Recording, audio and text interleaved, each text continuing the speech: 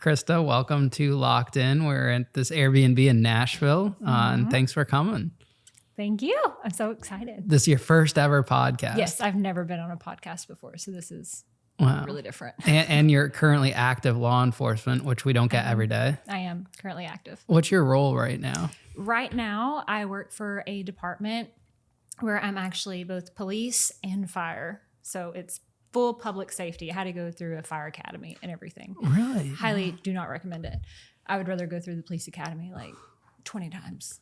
Holy cow. And then I work part-time and a part of a FBI task force that fights child sex trafficking. Wow. I didn't even realize the fire department aspect. So you're actually like fighting fires and stuff? Okay. We'll get to that later. Turnout gear and everything. That is incredible. How is that common in departments across the country in small towns? Or? No, not really. The department that I work for, it's the only department like that in the state of Tennessee. Wow. That is so interesting and fascinating. It's different. So did you grow up in Tennessee? Yes. Okay. Where in Tennessee? Bradley County. It was small county? Very small. It's near Chattanooga. Okay. I know where Chattanooga is. Yeah. All right. And mom, dad, siblings? I grew up the youngest from my dad's side and my mom's side, a total of 6 siblings, like 3 on each side. But I grew up your classic East Tennessee, high class, white trash, trailer park trash and proud. But yeah. So you guys didn't really grow up with money at all? No, okay. Not at all. My dad, he tried to kill my mom before I was born. Like he worked really hard for me to not be put on this earth. Like he didn't want me here. So did he go to prison? No. Oh, it was just like a really abusive situation, and he was always just trying to prevent her from having me. Mm-hmm. He's a bad dude. I don't really talk to my dad at all. Oh, were they together when you growing up, or are they divorced? No. Okay. And your siblings, were you close with them growing up? I had, like, whenever I was younger, they took care of me a lot because I was always the baby. Mm-hmm. But growing up, no. Like, especially in what I've done with my life compared to, like, their lifestyle, it's completely different. And so I love my siblings. I would absolutely do anything on this earth for my siblings. But, like, there's a fine line. And, like, I don't mix work with my family at all. Yeah, are you the only one that went into law enforcement? The only one ever. What about out of parents, grandparents, uncles, aunts? Only one ever. Wow. Like I have a long history of criminals in my family and just, yeah. So why do you think that is? I wanted to be different. Like I always knew that I was different and I strived for better. Like even at a young age, like, cause I didn't grow up with money at all. In like 2nd grade, I noticed that my friends, they had nice cars. They had the nice houses. Their moms didn't really work. And I quickly was like changing like how I presented myself. Like, and I that's what I did because I wanted to appear the same way my friends did. I didn't want to, show that I was white trash, that I had books holding up the bottom of the floor of my house with roaches crawling everywhere. Like I didn't want people to know that that's what I came from. And so I worked really hard most of my life to not have that. Why do you think law enforcement was what got put in your mind to escape that you needed to become that? Well, I seen like what it did to people. Like I've seen people be high, sit on the couch, and I didn't want that. Like my sisters, whenever they were teenagers, they had plenty of their friends that overdosed. They were always in trouble with the cops. And I didn't want part of that. And so, like I said, I strived hard as I could, even if it meant in 2nd grade faking who I was. I worked towards that. Why do you think that you grew up in this environment and a family of criminal history? Why do you think you never went down that path? I feel like God has way better plans for me.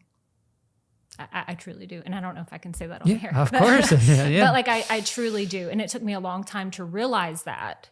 But I believe that my mom also like wanted better for me. I was her baby. I didn't always want to be a cop. I was 16 whenever I had my daughter. I got pregnant in high school. I actually wanted to be a music teacher. And also I've always wanted to be in the military.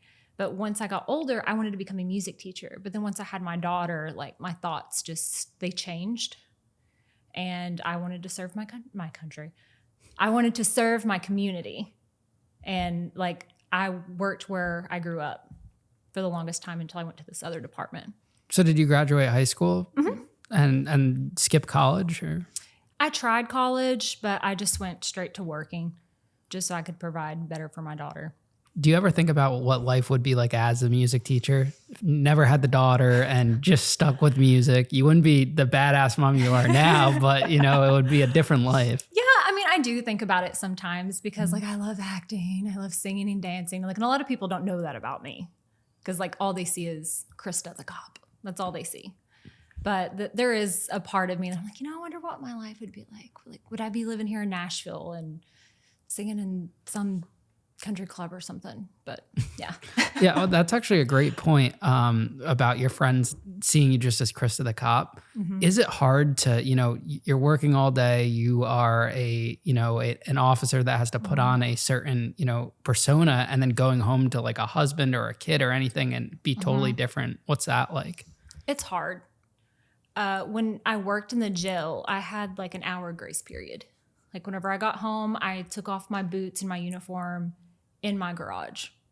And then I would go in and shower, and everybody knew that like, you don't talk to me. Just let me debrief for my day. Let me clean up because Lord knows what I got put on me that day. And that was like a golden rule that we had for my house. But my friends, it is difficult because like everybody wants to come up to me with like all these law questions and all of this, and they like name drop, and it's like, really?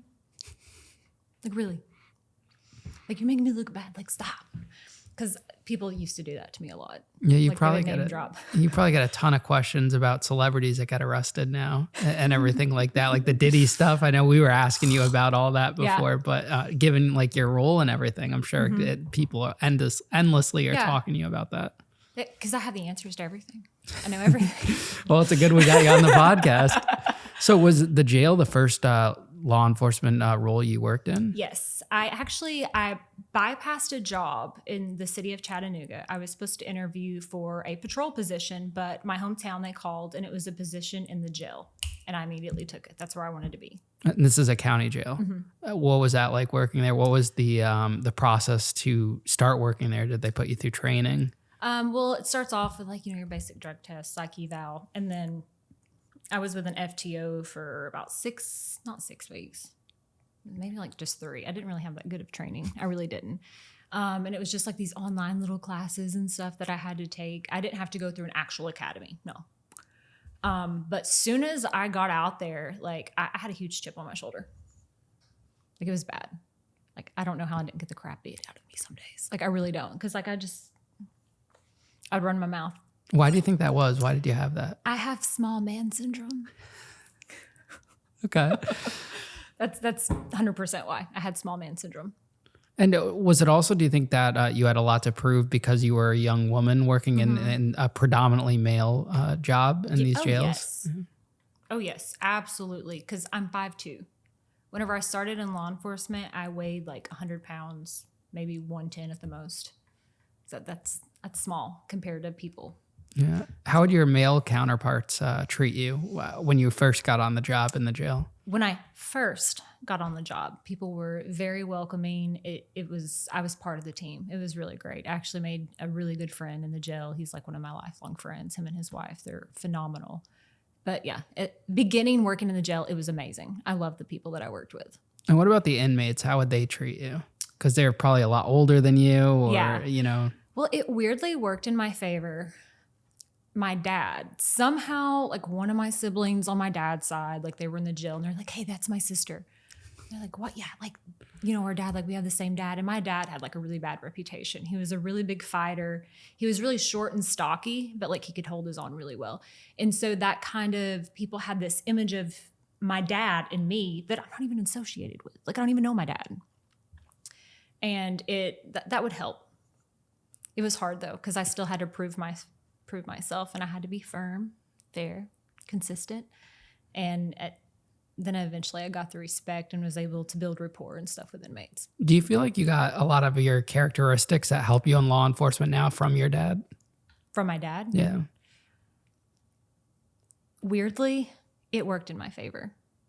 Like people will be like, I've had situations in the jail and I'll walk up. It's all about how you present yourself. And they're like, oh, here comes K-Wood. Here comes the K-Wood in her. And I'm like, what does that even mean? But it set like a standard that like, yeah, she's tiny, but she's like dynamite.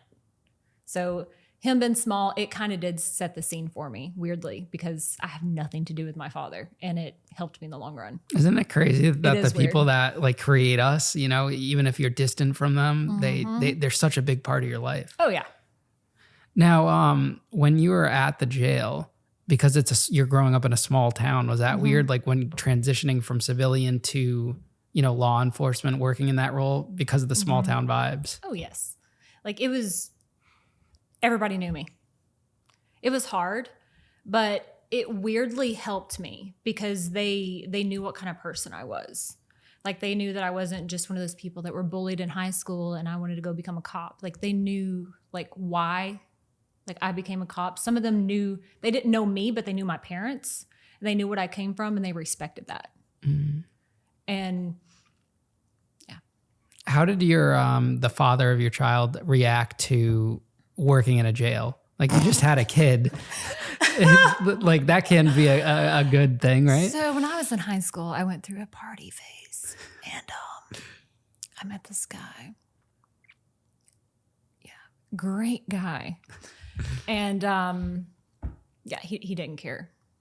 Oh, so yeah, I'm happy he wasn't in jail while I worked there. So, wow. Okay. Yeah. So it didn't matter. It didn't make a difference. No, did not matter at all. And what about your siblings and your mom? How did they react to you working there?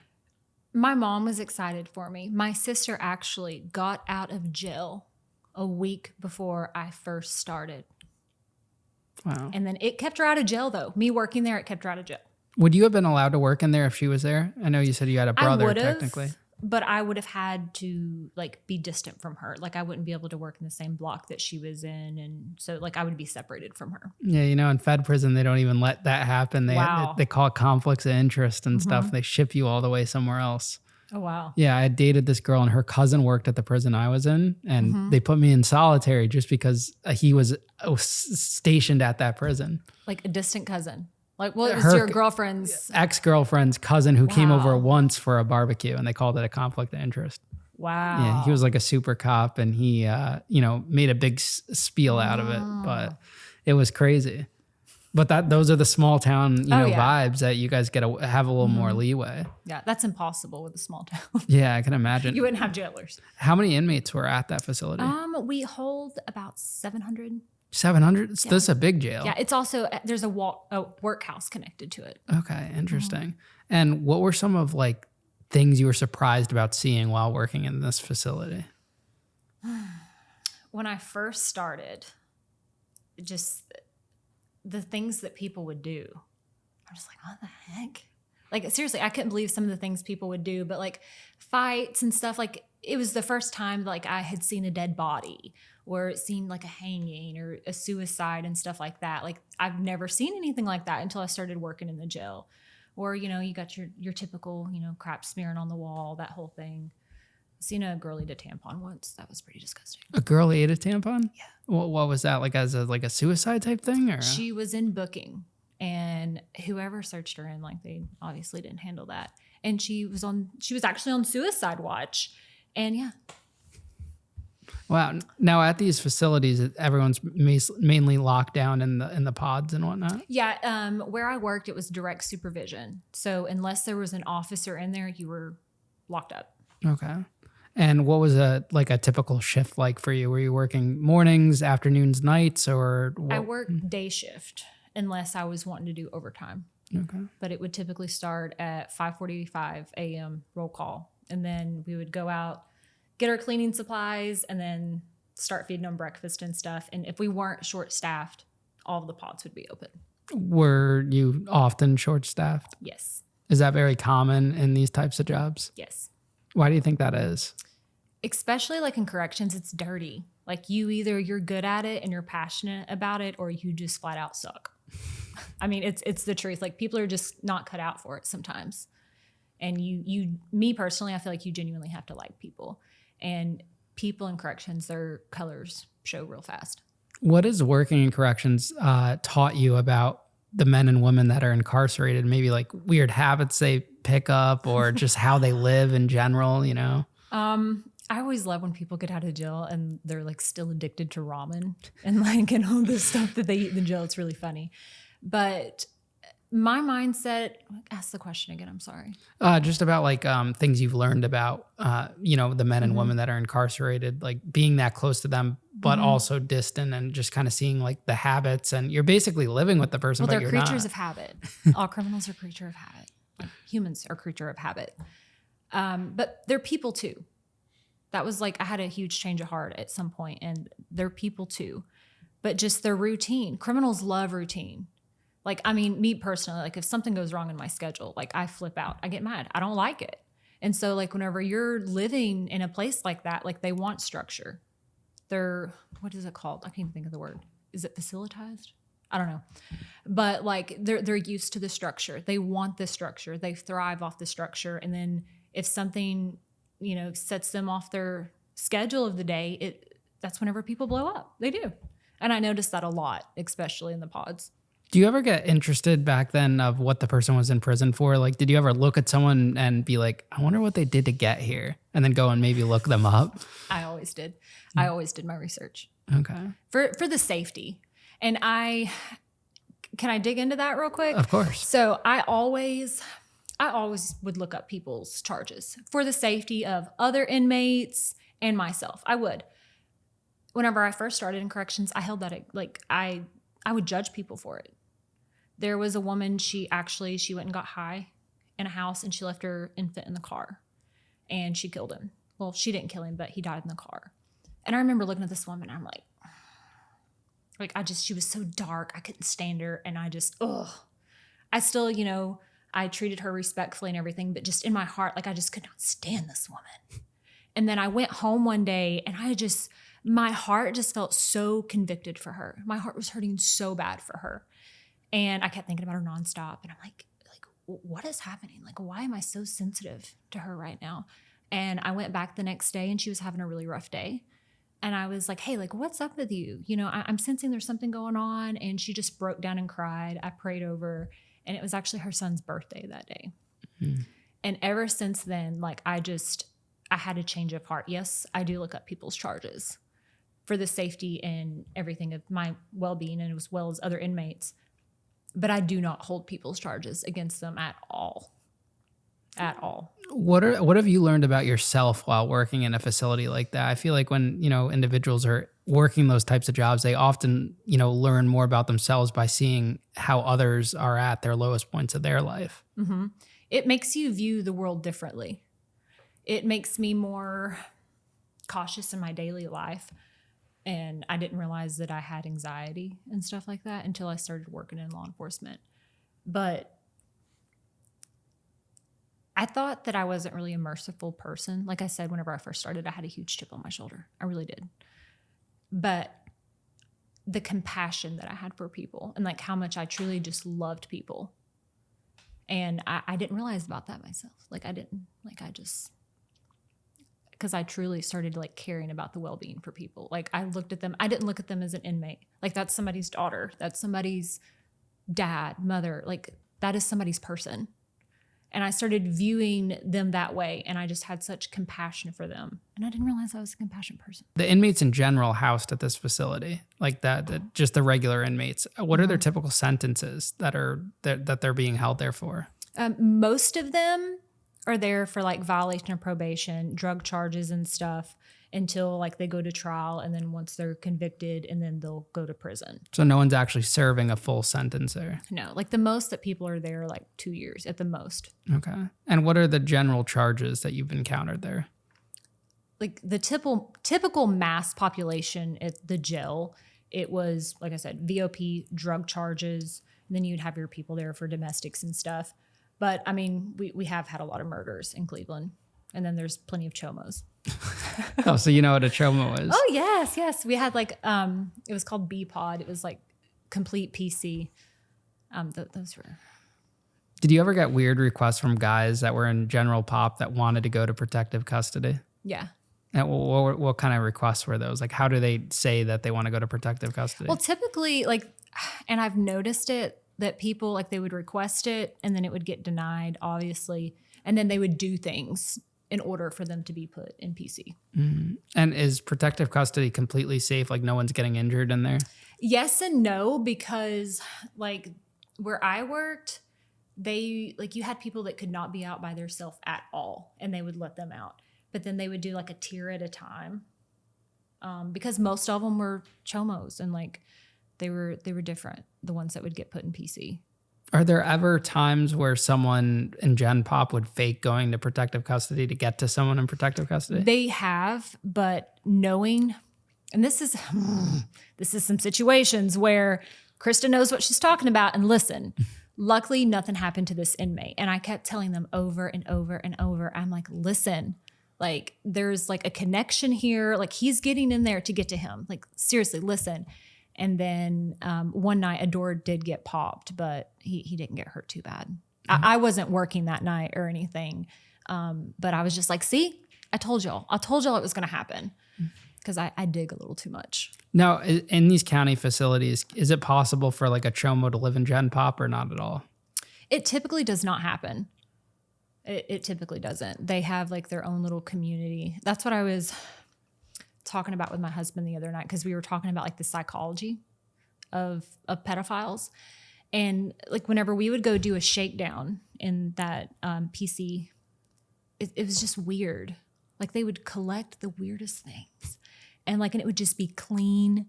Like seriously, they would collect wrappings from their commissary, and they would just like fold it all the same way and like organize it. And it was just like this organized clutter of trash. I've never seen trash so organized.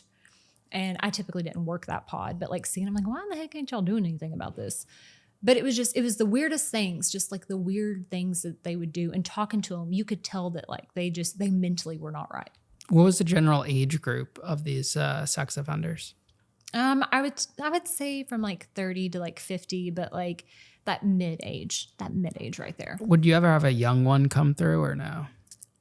No, not really. There was like some, looking back on it, that doesn't really make sense. But there was some younger people that were put in PC, like for their safety.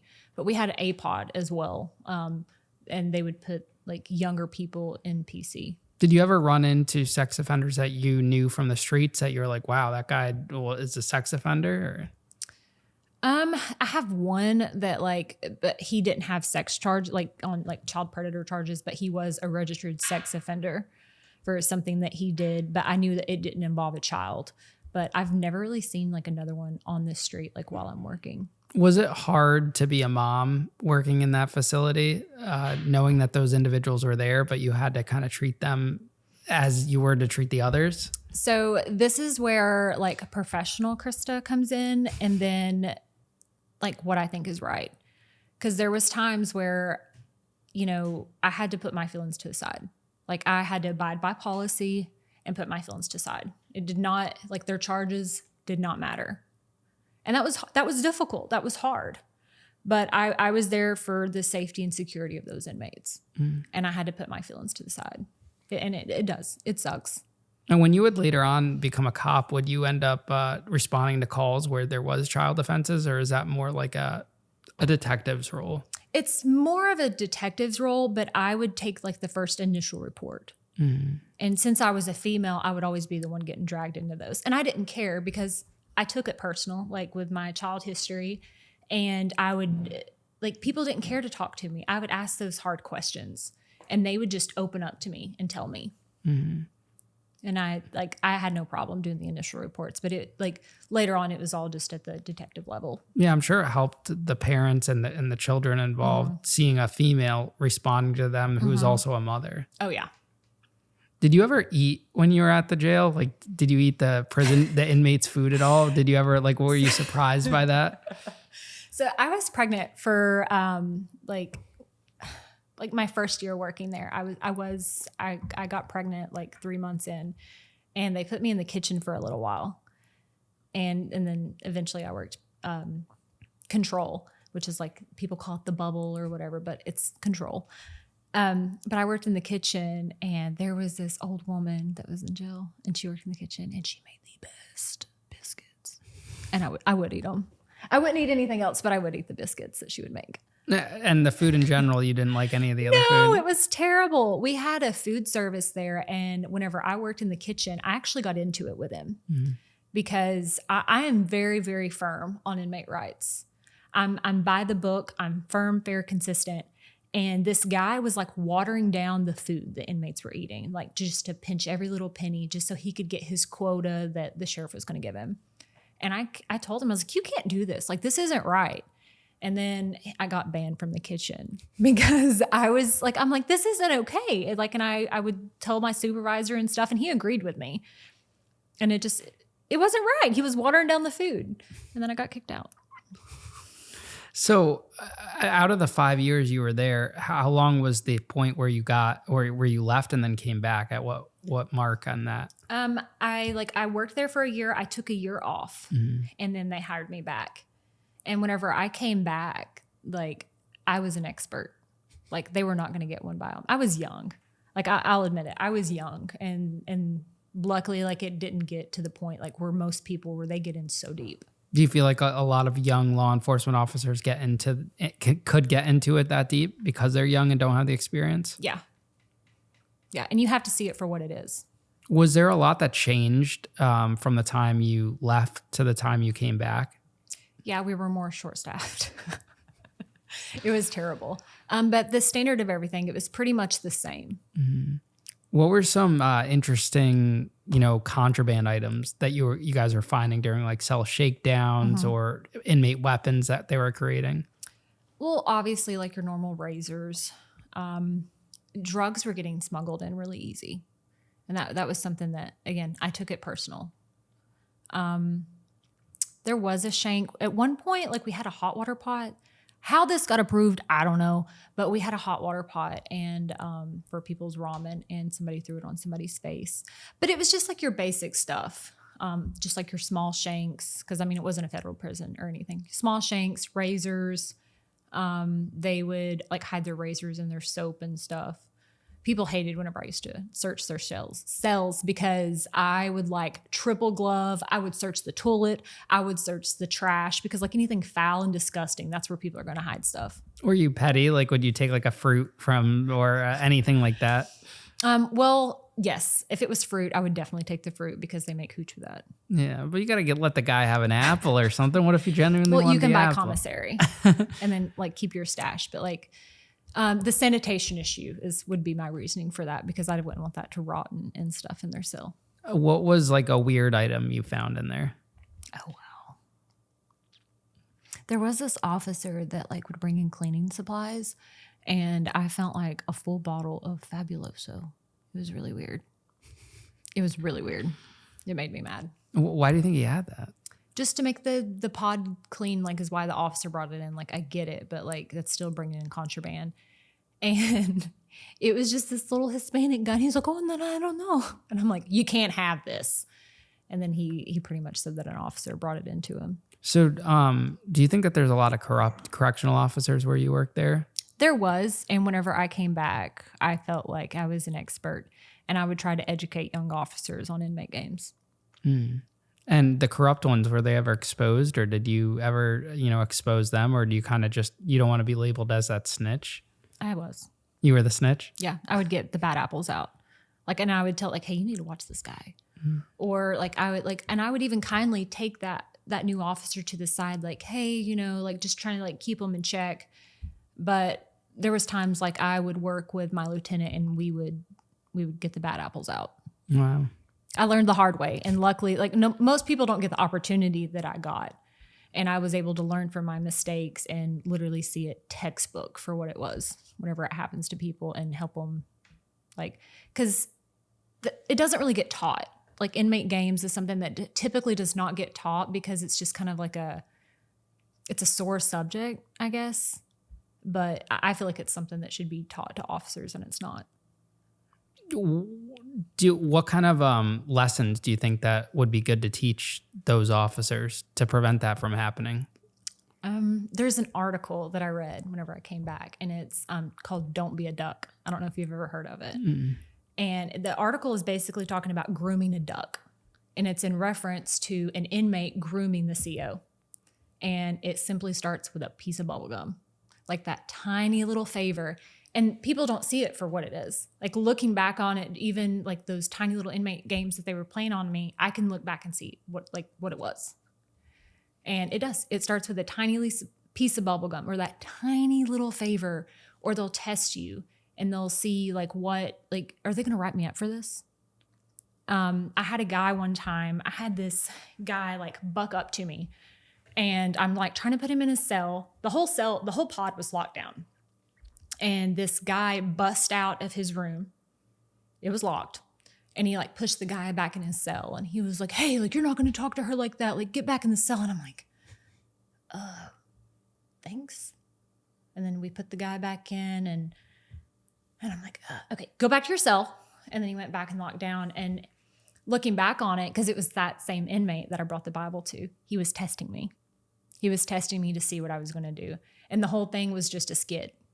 Like, because even though like they were black and white and they were in two different gangs, which why they were in the same pod, I don't know. But it wasn't necessarily like gang on gang. It was the greater good of the pod is what they were working on. And that's what they do. It's all a game. And they were trying to see how I would react to it. And then it went on from there. Just tiny little thing after a thing, because they hold that over your head. Like, well, do you not remember that time you gave me that piece of bubble gum that I asked for? Like, and it'll just be the tiniest things, and it'll just build. That's how people get in. Like tiny favor after tiny favor after tiny favor. And then the next thing you know, those people are bringing in drugs or weapons or phones. And that's how it starts. The most tiny little thing. What was like one of the most disgusting things you faced while you were working at that facility? Okay. There was this woman that I picked up from booking one time, and they didn't have her cuffed. I was taking her to court, and she was holding a towel like right here on her stomach. And I'm like, hey, why isn't she cuffed? They're like, oh, don't worry about it. She has a medical issue. And I'm like, okay. And I'm like, oh God, like, what is that smell? And what it was is she was refusing to wear her colostomy bag, and she was holding a towel. And so I'm like, what? I was like, is that smell? And I was trying to be so respectful to the woman. And I like start going down the hall, and I'm like, bleh, and I threw up. And then a trustee, he like came and laid down some towels. And then he brought me a garbage can because he smelt it too. And I'm going down the halls, and I'm just like, bleh. Like it was the most disgusting smell I have ever smelled in my life. Because it's straight like our toxins from our stomach and just bile. And it was the most disgusting smell I've ever smelled in my life. Wow. It was terrible. And my sergeant even like popped his head out of the door, and he was like, hey, what's going on? And then he threw up. Like the smell was horrific. It was absolutely terrible. So what would happen when you have inmates that have those bags? Do you have to come into their cell and remove them for them? And medical would do all of that, and they have to supply them with it. That's gross. Yeah, like she was housed by herself and everything. Okay. And like had like medical care like around the clock. Wow. It was disgusting because they were trying to make sure like she didn't get an infection, because I mean that would like hold the department liable. And then we had a regular. His name was Mr. Goins. He loved Delta Dawn. That was his favorite song, and he was actually put in PC. He was actually raped before in jail. My husband was one of the people that like came in there and like rescued him. He always says, "Oh, your husband was my rescuer. He's my hero."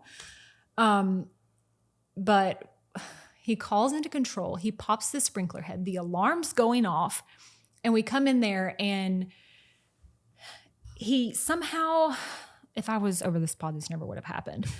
He was wearing like these yellow rain boots that trustees wear, like whenever they help squeegee. He's wearing them. It's rolled up. Dude has no teeth, and he has like a towel wrapped around his head, and he has his slides on backwards, and it looks like arm floaties. And he's in there, and he's like, Delta Dawn, and singing and everything, and he crapped. And he was smearing it all over the wall. And I mean, that's not the first time like dealing with like crap and stuff, obviously, on the wall. But it was just like, we opened the door. He's been compliant and everything, and it's just like,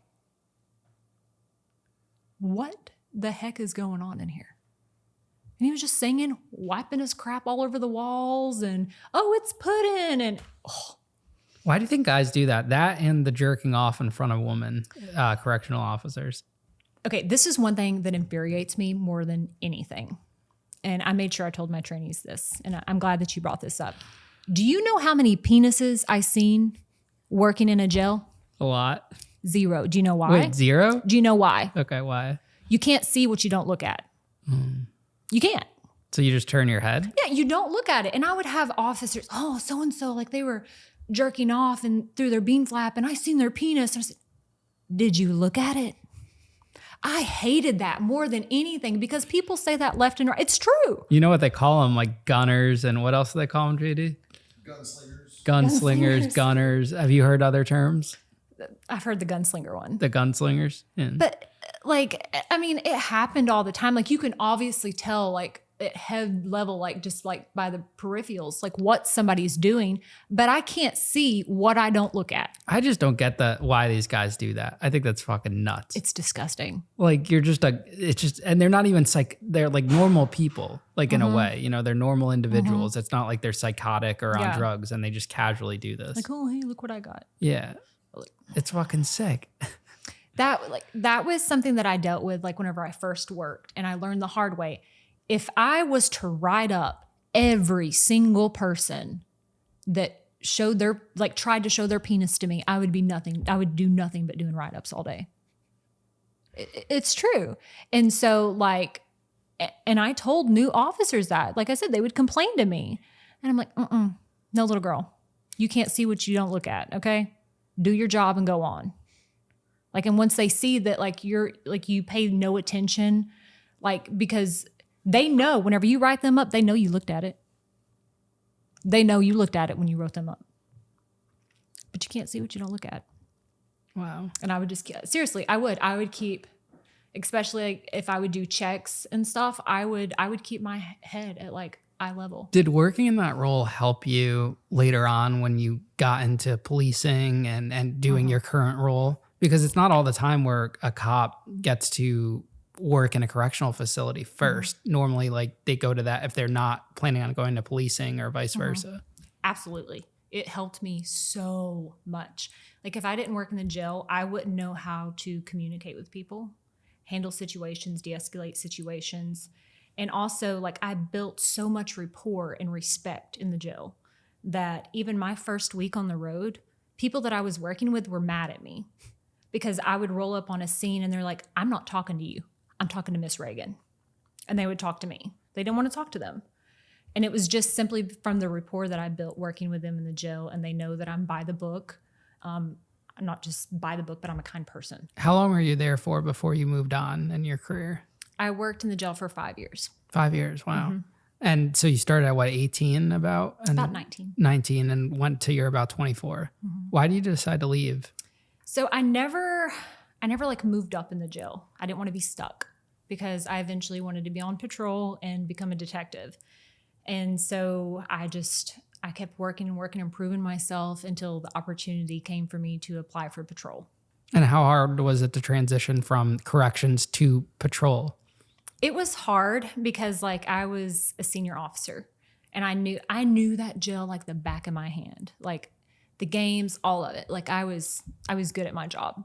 And then I start patrol and I'm just like this little baby officer that knows nothing. And I have to like relearn all kinds of stuff because the tactics and learning more laws and everything. It was completely different. Like I went from being pretty high up in the jail to just like at the bottom of the totem pole whenever I started patrol. It was really different. But you're also given more power technically when you're on patrol. Now you're carrying a gun all the time. You can arrest people. You go from being like the person that's holding these people kind of captive in a way to now hunting the people to put there. Yeah. That must be an interesting, It was really different. Like just having that authority, like, because I kind of felt more safe in the jail. I guess some people say like you're not as safe in the jail, but that was my happy place. Like that was where I was good. I knew everything. And then been out there on the road, having that arrest power, and you got to learn a lot. When you're handed that kind of power, how do you make sure you don't abuse it? especially in the law enforcement world where we do see a lot of cops abusing that power. Oh yeah, absolutely. They abuse it. But like I said before, they're people. Like I was just talking to my friend about that, just because I pull over somebody, let's say I pull over a single mom and she has her kids in the car and she has her driver's license, but she doesn't have her insurance. Just because I'm a cop doesn't mean that I have to be an a-hole and write her a ticket and put her even more in the hole to where she can't even afford insurance. Like, it's my discretion. And I feel like people kind of have that misconception of cops. It is their discretion. And I wouldn't have wrote that woman a ticket. I would have told her, make sure you get this taken care of and explain to her why she needs to have insurance. But I feel like people do abuse that power. Yeah. How often do you see cops in your own experience actually, thinking about the person that they've pulled over and not just trying to fulfill a quota or anything like that, and are actually genuinely care about the individual? My FTO, he was really good at that. And having compassion for people. But there's a big amount of people that just, they don't see them as a person. It's just whatever. Like, they don't care. Like, I'm here to enforce the law. No, there's a difference in the art of law and then the character. Why do you think the color of the law? Why did I just say art? The color of the law and character of the law. Technically the same thing, art, color. Yeah. Why do you think that is? It's just morals. And I feel like some people, though, they get up on there and oh, I'm a cop, I got a gun and a badge. There's so much more to it. There's so much more to it. And people that come cops for the right reasons. And I hate that cops have such a bad reputation right now, because there is still good cops out there. Do you think that there needs to be some type of character test implemented into maybe the training? Is that maybe what's missing from the whole puzzle? Yeah, I feel like they should do that and see what kind of person they are. They really should. Are they selfish? Or some people become cops just to look like a cop. They really do. Yeah. And they carry the biggest chips on their shoulders. And I hate it. I really do. Because it gives cops a bad name. I mean, you were telling me earlier about how the FBI has a stronger process to get into it. Maybe they need to implement something like that on is it too easy to become a cop? I mean, look at that one cop that shot that poor woman. He got fired at another department. How does another department hire him? That was crazy. There should be a better process. Yeah. Because in my opinion, there's not. I really don't think there's. I feel like COVID kind of has something to do with that, because a lot of people just quit, and then also pay. There's departments that are desperate. They are so desperate for people to the point that they can't do as a thorough background check and stuff. I mean, even in corrections, they're hiring the BOP is severely understaffed, and I see billboards now or ads on Facebook and stuff. They're offering literally, they'll give you whatever you want. Yeah, law enforcement can't keep people. Yeah, they can't. And why do you think that is? Is it because of the climate right now, or has it always been like that? The climate, and then plus, I mean, like I said, during COVID, they weren't able to hire the right kind of people. Used to, law enforcement was so competitive. So competitive. People were getting turned away, good people that were getting turned away and stuff, at the people that I know at the beginning of their career. It took so long for them to get hired, to be straight on the road, so long. And now it's just they just hand it left and right. And I feel like the process isn't as thorough as it should be now. So once you started on patrol, you're still in the same small town you grew up in. Did you ever have to pull over or arrest someone that you knew personally? Yes. Was that hard to do? It was hard. There was, but they knew that my intentions, they knew that I wasn't just on a power trip. I'm hey, they're oh no, I messed up. And they were actually they were just more compliant with me. They were able to own up to what they did a lot easier, especially if I was on the scene. People would just talk to me. Even people that I didn't know, I would just be approachable enough that they would just tell me the truth. Why did you want to stay in that small town when you first started out? Because I took it personal. Where a lot of cops don't like to work where they live. But me, if somebody's speeding in the town, or there's, for instance, the fentanyl outbreak, I took it personal. It made me mad. It made me really mad, because those are the citizens. I love where I come from, and I took it very personal. And I feel like if you don't live there, it's just kind of like, oh. Well, that's how you create change too. Like, and you become that notable person, making change and breaking down barriers and whatnot. And community policing is big too. And just knowing that like a police officer lives on your block or anything like that, people feel more like protected. Yeah, absolutely. So a beginning day on patrol, what was that like? What kind of shifts were you working? What were you doing? Where I previously worked, and that's where most of my story is. You start off at 6:45 roll call, and then we would typically all go eat like a really fast breakfast, and I would always have just like eggs and black coffee. I always drink black coffee whenever I'm working. And then we're typically like bumping call to call, and it was just different. Like during the fentanyl outbreak, like that was really hard. There was a lot of people that I knew. How many calls are coming in on an average day during a shift? Would you say that you're responding to? Like about 50. 50? Yeah. Wow. And those would range from what? They would range from like scams, like having to do a scam report, a theft report, wrecks, to domestics, armed subjects, overdoses, like just nonstop. It was always something different. And are you always assigned with a partner, or are you riding solo? Like we have zone partners. We don't ride with them in the same vehicle though. Okay. So that would mean like they're working the same area, but you guys don't ride together. Right. Why didn't you guys ride together? That's just something like the department I worked for, like we never done unless you were in your FTO phase, like you were in your car with your FTO.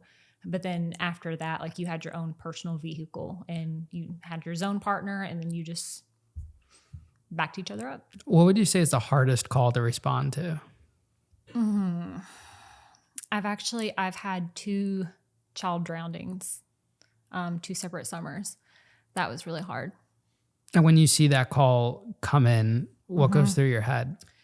I remember, so one of them it was actually the first one that I went to, and I was working a wreck. Luckily, THP was there, and I like look at the call, and I was telling the guy that he wasn't in my zone. He was just helping me work this wreck. Like, hey, like there's a drowning. Like we got to go. And I tell this trooper, and we leave. And the dispatch is saying that they're trying to get them to get the baby out of the pool. They were trying to get the baby out of the pool with a pool tool. They wouldn't jump in the water to get the baby. Like, and I'm hearing all of this, and we're just riding hot. And as I'm hearing all this, I'm like, what the heck? Like, are you freaking kidding me? They won't get in the water to get this baby. And I'm taking off my belt keepers. I'm ready to jump in the water. And then I'm halfway in the water, like the neighbors and stuff are already there. And then the guy that I was with on my team, and we started doing CPR on the baby. And the baby didn't make it? No. So could those people have saved their baby? For the amount of time that the baby was in there, like floating in the water, no. And what it was is it wasn't even like that family's house. What it was the dad fell asleep, and the baby walked down the driveway and got in a neighbor's pool. So in a circumstance like that, is the father getting charged? Absolutely. So it's no different than like a hot car situation. Yeah, absolutely. Like that scene was already taped up and everything. The dad was down there. We were talking to the dad, and the dad got arrested that day. So do you guys know going into it that someone's kind of at fault when there's like a hot car or a pool drowning? Like someone's definitely at fault for letting that happen, right? Yeah, yeah. And the 2 drownings that I was on like that, there was instantly, like we knew who was at fault.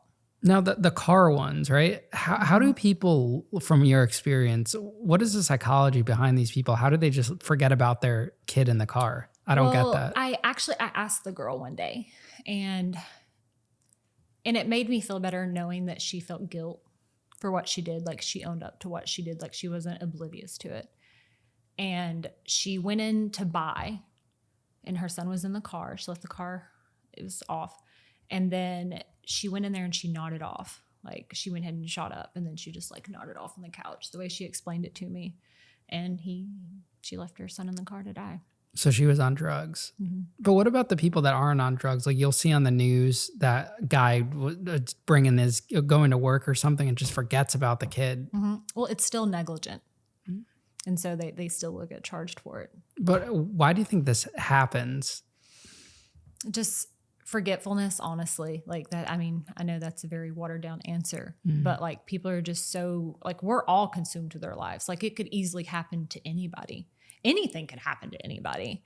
But circumstances, I've never seen incidences where like they just forgot. Like I've seen those in movies and stuff, but people are just go, go, go. It's crazy to think about. But I mean, we don't forget our phone in the car. Yeah. I guess it's kind of in comparison to like leaving the stove on when you're cooking something. Yeah. If people can forget about that, then they can do the same thing. Oh, yeah. Now, what were some of the strangest, like weird calls you've responded to? Oh, I have so many, like most of them are just like nasty though. Like, and I guess it's just my humor and I think it's funny. I don't know. The strangest call, it was the first decomposed body I've ever experienced.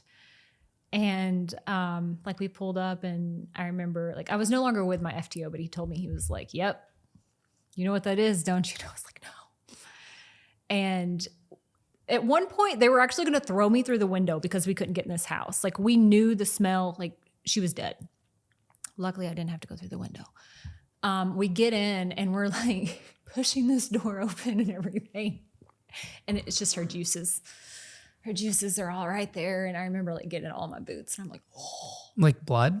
No, like it was in July and she'd been sitting there for about a month or two. So what happens to a body like that? Just totally gone or? It looks like steak and rice, like hibachi. Like, and then it is just like a puddle of just like the toxins from her body. And it just completely was decomposed. Like you could still slightly see her skull and everything. And then there was maggots all in it. It was watery. And then it just like, you had like chunks of like the decomposed that kind of look like steak. So a house like that, is that ever livable again after that when there's a body in there for that long? Oh, I'm sure the landlord bleached it out real nice and there's somebody already living in it. But that particular call, like they were almost on the verge of calling hazmat. When the medical examiner got there, like we had to shovel them. Wow. Like there was no picking up pieces and putting it in the white bag. Like we physically had to shovel the remains of that woman. How is the body left there for so long? Like how does no one call for a welfare check or anything? Well, so this particular apartment, I actually have been out there numerous times. And the apartment typically smells like rotten trash anyways. Like it already stinks. So it was very easy for it to be prolonged because people were just bad, like used to the bad smell. And what it was the neighbor, she was like, no, like this is worse. Like it's worse than it typically is. And even whenever I got out there, I was like, yeah, this is different. This is different than what it's typically like. Ugh. Yeah. But it ended up being a welfare check because the woman said she hasn't seen her and the smell out there is stronger. Are there a lot of calls where they are welfare checks and they turn out to be like that? I've experienced a few of them. Yeah. It's typically like elderly. Okay. And at some of these scenes that you respond to, how are like the suspects treating you as, you know, a young woman in the force? You have to just present, like I said before, like it's all in how you present yourself. Like in the jail, people thought I was like this top-notch, like jiu-jitsu fighter. Okay. I've maybe done like a class or two, but it's all like in how you present yourself. Like I could be standing next to like a 6-foot man that's chunky. His uniform's not well put together. Me standing next to him, like my uniform been perfectly tailored, and how I'm talking to them, how I'm presenting myself to them makes all the difference. Yeah. How do you feel about the, the people that aren't well kept in law enforcement? Because I've talked to a lot of law enforcement officers and they all have something to say about that. It's so annoying. Yeah. Like, I don't want to look at some, and I'm sure there is people that look at me because they haven't worked with me before and they're like, ugh, I don't want her to be my backup. Like, she's tiny. Okay, well, I don't want you to be my backup because you're fat and you can't run. But like, I know people probably think the same way about me because like, especially the ones that never worked with me. But how can you take them seriously? Yeah. You can't. Like getting out of I hate that. Like that's the worst image like I have of somebody like just getting out of the car, they're smoking a cigarette and like they're all chunky and fat and like tucking in their shirt as they're getting out of the patrol car. Like No, like you're done for. They're not going to take you seriously. Did you see the video of that cop? I think it was over this summer where he was completely overweight and he had to shoot a suspect because he got like disarmed or something. Everyone like I've all seen the clips of it. yeah. My personal opinion is that only happened and that person got killed was because he was out of shape. Mm-hmm. Yeah, like you have to train. You have to train and stay in shape. Yeah. Do you feel like a lot of these officers come in shape and then they let themselves go? Is that what the problem is? Or? Yeah. People do get complacent and comfortable, but you have to train nonstop. Mm-hmm. So what's like a typical training routine for you to stay active? I used to do CrossFit a lot. I don't anymore. Me personally, I feel like having good core strength in your legs, but running, being able to run is like the best thing. Because not just that, but like I would go on tracks with a canine and stuff. And you want to be fit enough to like, you're not dying, like running around with a canine, or especially if you have to chase the subject, like your running strength. And me, I feel like running, it's overall, like it trains you in endurance. And I feel like that's really important. That's something we did in prison. Like I love a good run. Yeah. Running's great. You really build up the stamina and push-ups, pull-ups. Mm-hmm. I've been doing like 100 push-ups a day the last couple of weeks. Like when I start my morning and you just like, you feel a lot better. You get going, Did you eat a lot of mackerel and work out a lot? I did. I'm sick of mackerel though. But yeah, I ate a lot of mackerel. I was almost like 300 pounds going in. And I lost all that weight. And that was just from eating right. And mackerel's huge in there for the protein and doing a lot of running. And I could never do a pull-up in prison. And then I got like, by the time I left, I was doing like 10 or 12. So it could really transform you in that way. Oh yeah. But you have to stay consistent. It's all about consistency. So was this patrol unit you were on the fire unit as well? No. So that would come after. So how long were you with this first patrol? A total of 3 years, like 5 in the jail. And then I was on patrol for 3 years. And why did you decide to leave that department? Just a change. I was going through a divorce at the time. And I felt like God was guiding me in a different way. How do you know when it's time to leave, like say a department? Well, I really struggled because, I'm just going to go ahead and say it. I had a partner. He loved to live in the gray area. I wouldn't exactly say that he was corrupt, but he loved to live in the gray area. And me personally, I love intel. And I would like give him information and he would be like, no, that's wrong. Like, okay, I guess I'll go back to the drawing board. And then an hour later, him and the rest of the team are on a felony warrant attempt with the information I gave him. And it was just constantly like that. And it was just very, very competitive. And no matter what I did, I was wrong. And then situations like that, and it would roll around. I'm like, I gave you that information. You didn't. I don't know what you're talking about. And so I figured, I was like, it's time to leave. Like I'm stagnant. It's time to leave. Why do you think he was like that? It's like that for most women in law enforcement, honestly. So it's it's a sex thing, a woman thing. Yeah, just most men, like they just have this complex and they can't stand for a woman to be better at them. I mean, it's okay. Like